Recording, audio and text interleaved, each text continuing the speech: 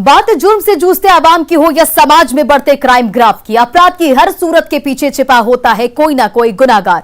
नमस्कार, मैं आपके साथ रंजना रावत और आप देख रहे हैं तफ्तीश।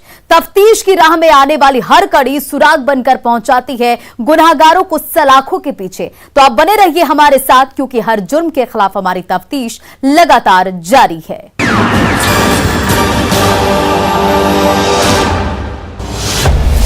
वो बच्चों को ट्यूशन पढ़ाती थी, वो खुद भी पढ़ाई कर रही थी, अपने ख्वाबों को जीना चाहती थी। लेकिन एक दिन मौत ने उसका रास्ता रोक लिया।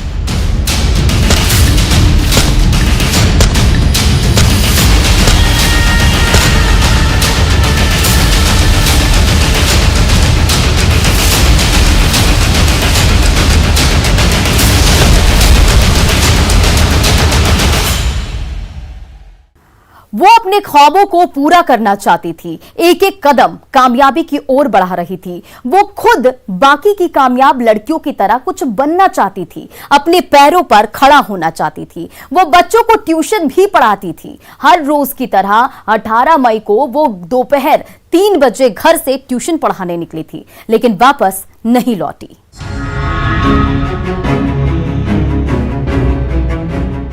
ये खौफनाक और डरावनी कहानी है उस लड़की की जो जिंदगी को खूबसूरत रंगों से भरना चाहती थी। वो अपने करियर में ऊंचा मुकाम हासिल करना चाहती थी, अपने तेज तर्रार दिमाग से कामयाबी की सीढ़ियां चढ़ना चाहती थी, अपने सपनों को पंख लगाना चाहती थी। लेकिन एक झटके में सब कुछ खत्म हो गया। एक अनसुनी चीख के साथ वो काल की गाल में समा गई। पहले से घात लगाए बैठे अपराधियों ने एक के बाद एक 3 गोलियां उसके सीने में उतार दी। गोली लगते ही वो वहीं पर गिर गई। उसके बाद चीख पुकार और चित्कार की आवाजें गूंजने लगी। जी हाँ, ये खौफनाक और डरावनी कहानी है वैशाली जिले के लालगंज की रहने वाली अंकिता की, जो अब एक लाश बन गई है और उसका मर्डर एक अबूझ पहेली बन गई है। हम लोग तो घर पे थे, कोई खबर आया थे, देखे कि गोली लगा हुआ। क्या जानकारी मिला, कैसे क्या हुआ? अभी कुछ जानकारी हम लोग से सीधे लेके अस्पताल भागे भैया। क्या नाम था इनका? लाडली है हम लोग कहते हैं इनको। होनहार बच्ची थी, बच्चों को पढ़ाने का काम, ट्यूशन का काम, कोचिंग कराने का काम, पढ़ने पढ़ाने से जुड़ी हुई बच्ची थी। अब कैसे ये घटना घटी है, अब आगे जांच में ये सब सामने आएगा।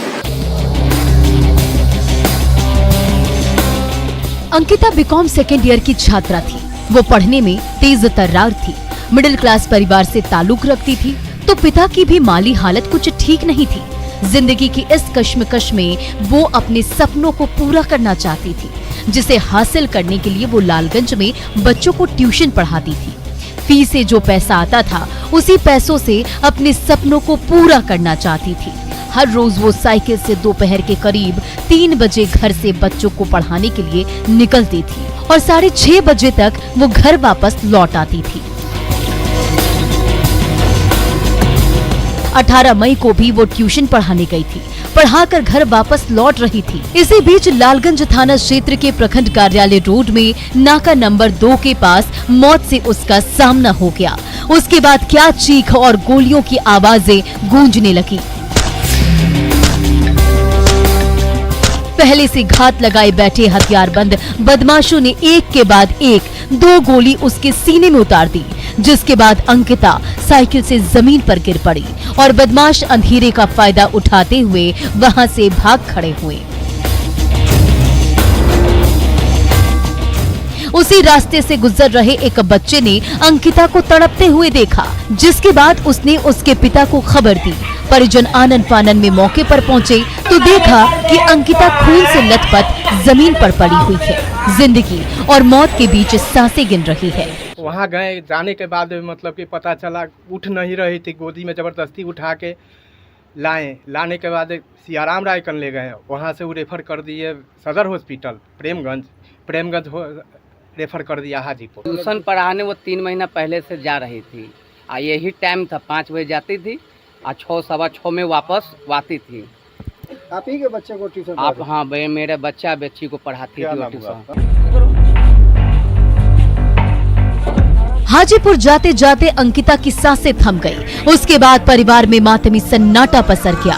हत्या की खबर मिलते ही पुलिस भी मौके पर पहुंच गई, लेकिन अफसोस कि मौकाए वारदात से कुछ हाथ नहीं लगा। पुलिस अज्ञात अपराधियों के खिलाफ एफआईआर दर्ज कर वापस लौट गई। चकसाले से ट्यूशन पढ़ाकर आ रही थी। नाका नंबर 2 के पास रोड में अज्ञात अपराध कर्मियों द्वारा उनको 2 राउंड गोली मारा गया है। दोनों गोली उनके सीने में लगा था। इलाज के लिए रेफरल अस्पताल ले गया गया। वहाँ से बेहतर इलाज के लिए सदर हॉस्पिटल भेजा गया था। सदर हॉस्पिटल पहुँचने पर चिकित्सक द्वारा उनको मृत घोषित कर दिया गया। 12 मई को भी महुआ थाना क्षेत्र के चकफतेह गांव में कोचिंग से लौट रही 11वीं की छात्रा नीतू की अपराधियों ने गोली मारकर हत्या कर दी थी, जिसका 5 दिन बाद खुलासा करते हुए पुलिस ने 3 अपराधियों को गिरफ्तार किया है, जिसमें पुलिस ने खुलासा किया था कि प्रेम में असफल युवक राहुल ने नीतू को इसलिए गोली मार दी थी क्योंकि नीतू ने उससे बात करना बंद कर दिया था और उसका नंबर भी ब्लॉक कर दिया था। एक हफ्ते में दूसरी छात्रा की हत्या ने पुलिस महकमे में खलबली मचा दी है। पुलिस को इस मामले में भी कुछ ऐसा ही खुलासा होने की उम्मीद है और पुलिस आशंका जता रही है कि अंकिता की हत्या के पीछे भी एक तरफा प्यार हो सकता है। अब सवाल ये है कि क्या अंकिता शर्मा की हत्या प्रेम प्रसंग में हुई है? अगर नहीं तो क्या अंकिता के परिवार से किसी से दुश्मनी थी? परिजन खुलकर कुछ क्यों नहीं बता रहे हैं? क्या पुलिस अंकिता का कॉल डिटेल्स खंगालेगी?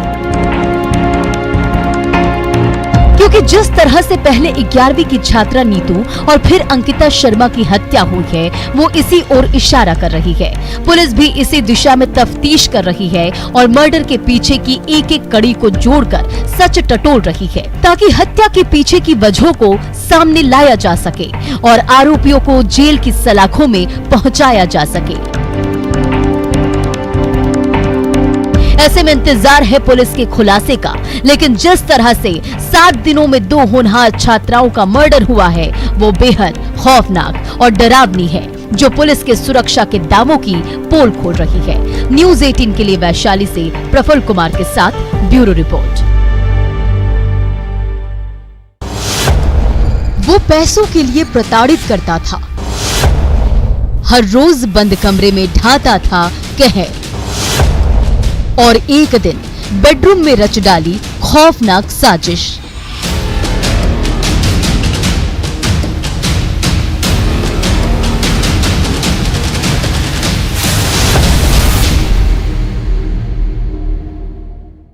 ये खौफनाक और डरावनी कहानी है एक नई नवेली दुल्हन की, जो 3 महीने पहले ही अपने मायके से डोली में हंसी खुशी विदा हुई थी। तब उसके परिजन भी बेहद खुश थे, लेकिन उन्हें ये नहीं पता था कि जिस लड़के के साथ जिंदगी के सफर पर बेटी निकली है, वो पति नहीं, एक शैतान है, जिसकी दास्तां सुनकर आप भी कांप जाएंगे। तस्वीरों में शादी के लाल जोड़े में मंडप पर 16 श्रृंगार किए बैठी दिख रही इस लड़की का नाम प्रियंका है, जिसने अपने हाथों में उस पति के नाम की मेहंदी रचाई, जिसके साथ वो आगे की सफर की शुरुआत करने जा रही है। आंखों में उसी के नाम का काजल लगाया और हाथों में उसी के नाम की चूड़ियां पहनी। पास के मंडप पर उसका पति भी बैठा है।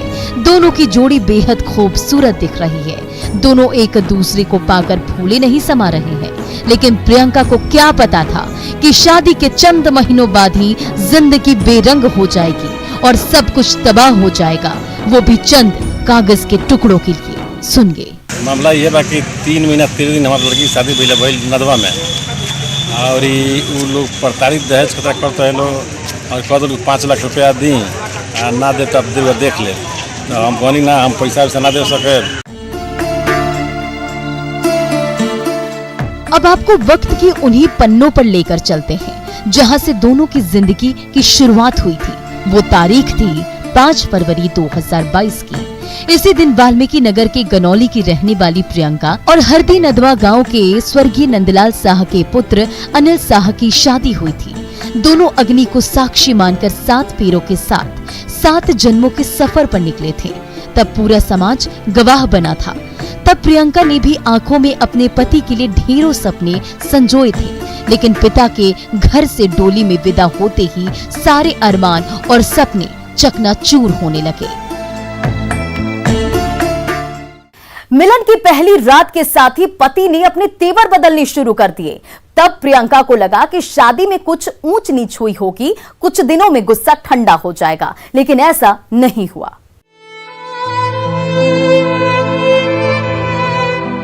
एक एक दिन बीतता गया, पति का गुस्सा भी परवान चढ़ता गया, जिसका शिकार प्रियंका हर रोज बेडरूम में प्यार के लम्हों में होती रही, घूंघट में ही बंद कमरे में सिसकती रही, साजन से शैतान बने पति अनिल के जुल्मों सितम सहती रही।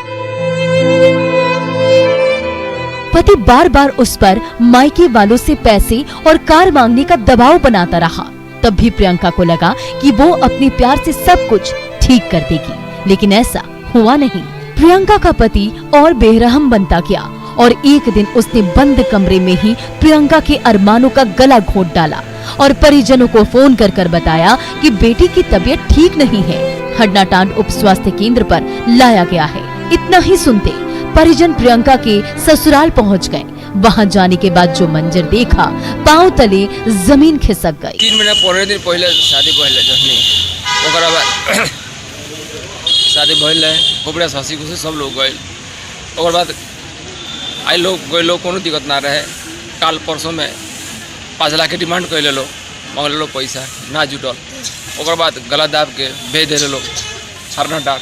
ओकरा बाद से 3 दिन के बाद ये लोग गला दबा के हमार लड़की के मुआ दलो। के बाटे एमे बानी अनिल कुमार गुप्ता आ पूरा परिवार सहित ये लोग सब काम कैले बाटे। इस वारदात के बारे में प्रियंका के पिता भोला साह ने पुलिस को खबर की।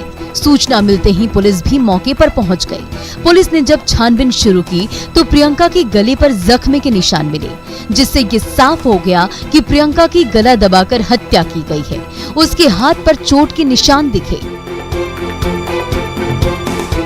उसके बाद परिजनों ने प्रियंका के पति अनिल सहित 8 लोगों के खिलाफ दहेज के लिए हत्या का आरोप लगाते हुए एफआईआर दर्ज कराई, जिस पर पुलिस ने त्वरित कार्रवाई करते हुए साजन से शैतान बने अनिल को दबोच लिया, जबकि बाकी के आरोपी घर छोड़कर फरार हैं। अनिल बने उनकर भाई बालो सब लोग बाटे, उनकर परिवार के टोटो बटे आओ उनकर कन्हैया लाल भाई बने, उनकर परिवार भी बड़ी में शामिल जी।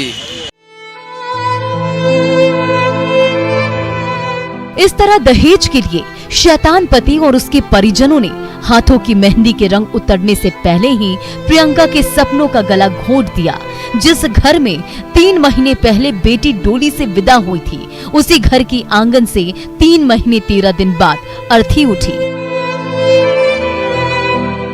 प्रियंका कोई पहली बेटी या बहू नहीं है जो दहेज दानवों का शिकार हुई हो। हर रोज प्रियंका जैसी ना जाने कितनी बेटी दहेज रूपी दलदल में फंस रही है और जिंदगी तबाह हो रही है।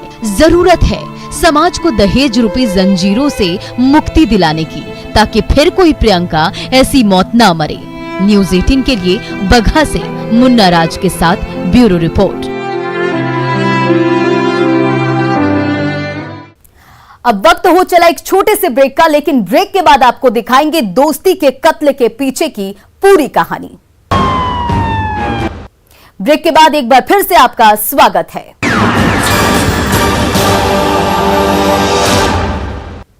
कहते हैं कि दोस्ती का रिश्ता सबसे मजबूत होता है। दोस्त दोस्त पर जान लुटा देता है, लेकिन जब यही दोस्त दोस्त की जान का दुश्मन बन जाए और दोस्त का कत्ल कर दे, तो इस रिश्ते को क्या नाम देंगे? सोनू हत्याकांड का खोला राज। 72 घंटे बाद 6 दोस्त गिरफ्तार। अब सलाखों में कटेगी दिन रात।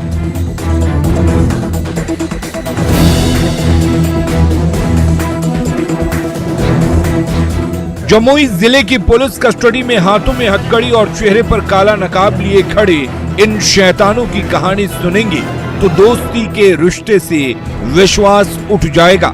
जी हां, ये सोनू के वही 6 दोस्त हैं जिन्होंने दोस्ती के रिश्ते का कत्ल किया, अपने दोस्त सोनू को मौत के घाट उतारा है।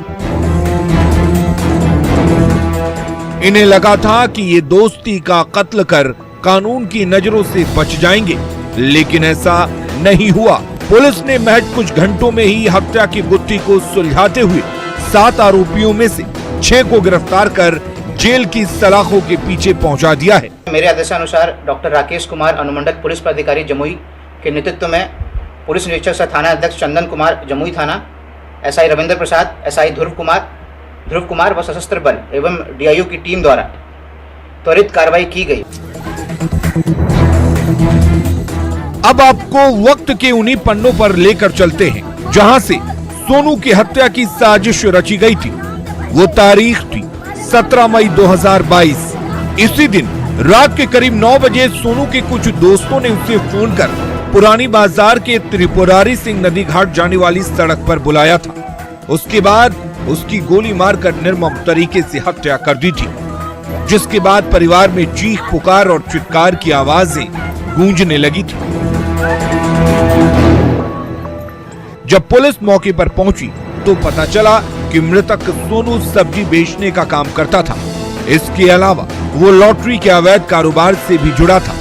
बीते कुछ सालों में इस धंधे से मोटी रकम कमा चुका था, जिससे इसके साथ रहने वाले दोस्तों को जलन होने लगी थी। इसी बीच तन्नू यादव और सोनू के बीच रुपए के लेन देन को लेकर झड़प भी हुई थी।